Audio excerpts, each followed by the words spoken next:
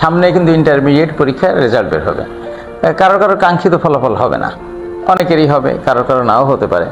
তো এই যে না হওয়ার পরে যে একটা অন্যরকম মানসিকতায় ভোগে বাচ্চারা, কি আমার পিছনের বন্ধুটা ভালো করলো, আমি ভালো করতে পারলাম না, এমন হলো। তো আসলে কি এই রেজাল্টই সব?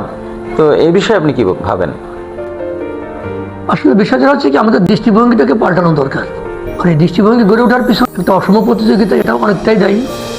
এই গার্জিয়ানদেরকে আসলে জিপিএ 5 পাওয়ার যে প্রতিযোগিতা, এই যে ইঁদুর দৌড়, এই দৌড়ে আমরা সবাই এমনভাবে হন্যে হয়ে ছুটছি যে আসলে আশেপাশে তাকানোর সুযোগ পাই না।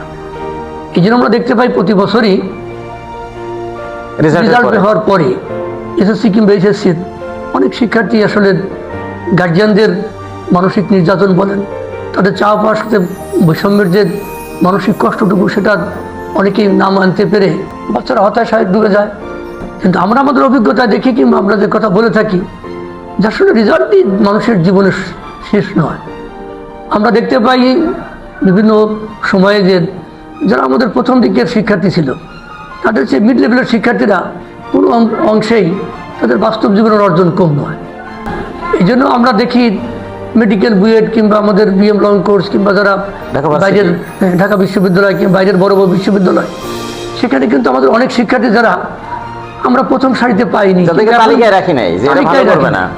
তাদেরকে দেখে মনে হয়েছে এরা, আরে কি হচ্ছে তোমার, কিংবা হচ্ছে না কেন, কিংবা তুমি কি করবা। এই যে আমাদের হতাশাবঞ্জক কথাগুলো তখন থেকে শিক্ষার্থীকে কুড়িয়ে কুড়িয়ে খায়। আসলে মানুষের শেষ বলে কোনো কথা নেই।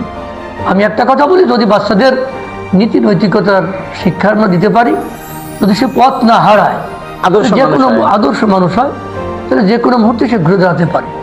এক্ষেত্রে গার্জিয়ান এবং স্কুলকে একই সমান্তরালভাবে এই আমাদের পরিচর্যা করা দরকার, স্বপ্ন দেওয়া দরকার এবং মানসিক সাপোর্ট দেওয়া দরকার।